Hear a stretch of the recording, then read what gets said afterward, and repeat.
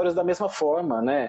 Primeira vez na Cooperifa, no bar do Zé Batidão, na Quebrada, lá na Zona Sul, onde toda terça-feira à noite reúne pessoas para compartilhar poesia.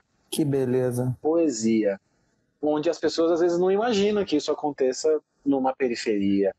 E aí, o Sarau da Cooperifa, acho que está no seu 18º ano, existindo todo esse apagamento que tentam fazer sobre esses territórios e esses fazer artísticos e culturais que se faz presente nos diferentes territórios de São Paulo, né? Dessa região de São Paulo.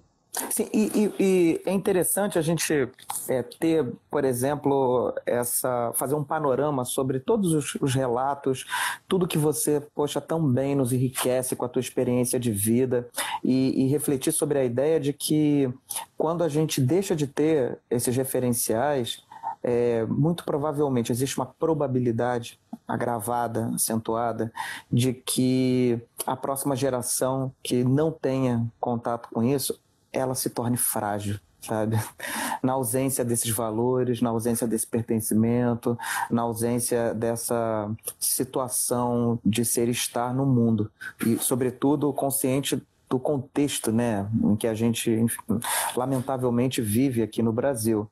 Então, é exatamente isso que dialoga tanto com o motivo da nossa, causa-motivo, né, da nossa reunião de hoje, do que dá a tônica à nossa conversa, que são justamente os radicais culturais, as expressões artísticas, enquanto a importância delas enquanto comunicadora de saberes, e o quanto que isso é importante. Olha quantos relatos, sabe, sobre uma relação construtiva, nutritiva com a arte você tem para nos brindar, e que são, assim, relatos emocionantes em sua totalidade, sabe?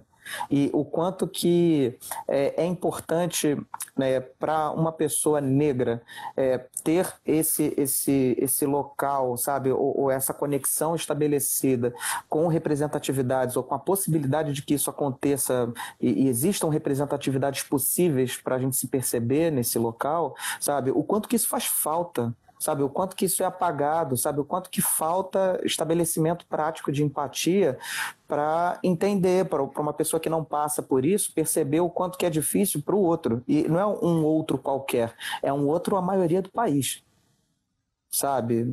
Então, pensar sobre isso são, digamos assim, diversos exercícios do quanto que a gente pode melhorar nesse processo, do quanto que a gente pode fazer melhor, sabe?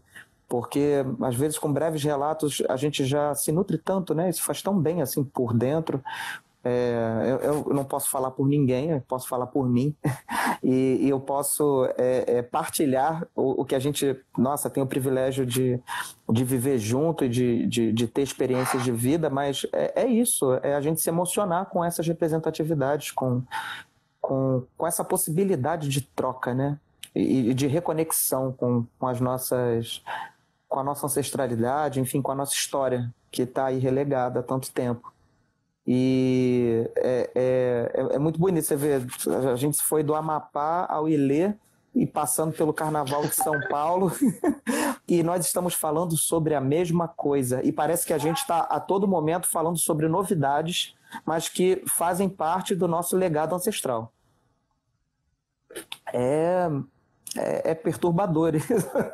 É perturbador pensar sobre isso e assim, talvez a gente entender que o que a gente está fazendo, ele não tem a ver comigo, ele não tem a ver com você agora, sabe? Ele tem a ver com o que possivelmente a gente vai deixar para as próximas gerações, que é talvez o quanto que a gente consegue reconhecer que nós não tivemos a possibilidade de ser apresentado a isso, sabe, o quanto que a gente pode deixar um pouco melhor, ou o melhor que a gente pode fazer para que o porvir ele seja melhor para as próximas gerações, que elas não estejam tão desamparadas, sabe, com esse conhecimento básico, preambular, assim, da vida, e o quanto que a gente consegue fazer, né? Pensar para adiante, heresia, talvez uma realidade que a gente não vai viver, mas que seja melhor para quem está vindo adiante, até porque eu já tenho uma filhota linda, possivelmente vai ter netos, bisnetos, e aí?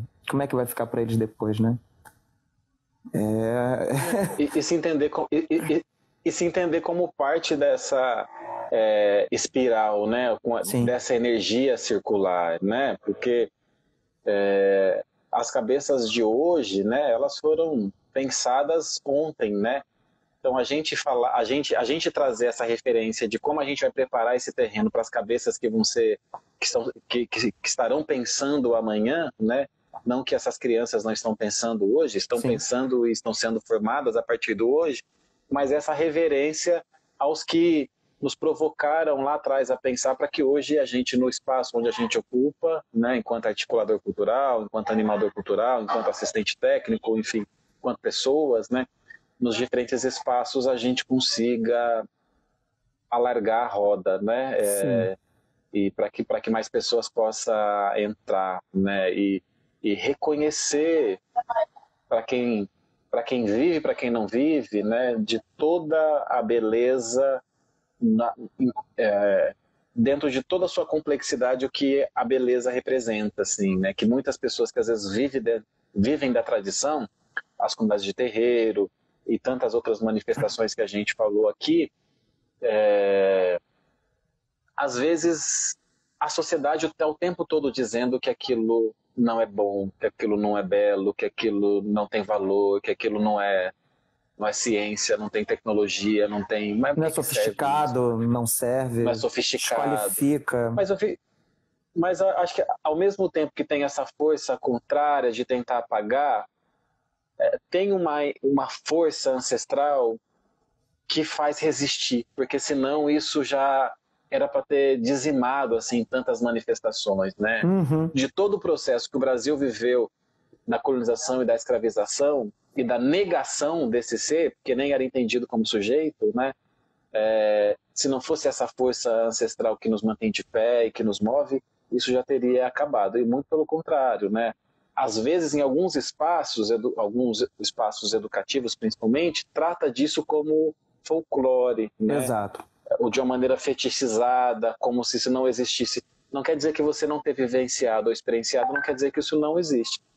O batuque não faz parte de um passado, né? Ele resiste, né, há tantos anos, há séculos, né? Mas se você quiser, eu te levo em casas de trocentos batuqueiros na região de Piracicaba, Tietê e Capivari, te apresento o calendário das festas deles, né? Vamos juntos, você vai ser muito bem acolhido. O pessoal lá de Piracicaba, nossa, enfim, todas essas...